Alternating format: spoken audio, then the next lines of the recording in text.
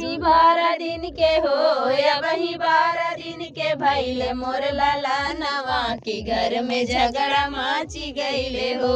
यही घर हिल में हो, यही घर हिल में जननी झगड़ाई तीन की झगड़ा मचाई दी हो। यही घर हिल में हो, यही घर ही में जठनी झगड़ाई तीन की झगड़ा मचाई दी हो।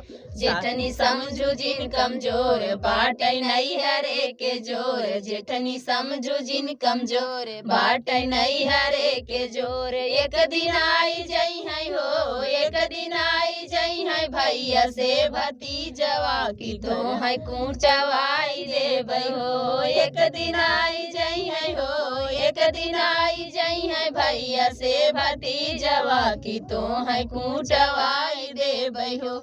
अबही 12 दिन के हो, अबही 12 दिन के भैले मोर लाला नवा की घर में झगड़ा माची गईले हो। यही घर हिल में हो, यही घर हिल में ननदी झगड़ाई तीन की झगड़ा माची गईले हो। ननदी समझू जिन कमजोर बाटे नहीं हरे के जोर, ननदी समझू जिन कमजोर बाटे नहीं हरे के जोर। एक दिन आई जई है हो, एक दिन आई जई है भैया से भतीजवा की तो है कूटवाई देबै हो।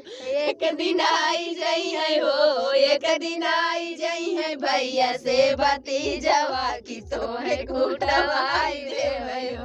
अबही 12 दिन के हो, अबही 12 दिन के भैले मोर लाला नवा की घर में झगड़ा माची गईले हो। सबके कुटवाओ एक जनी न छोड़ के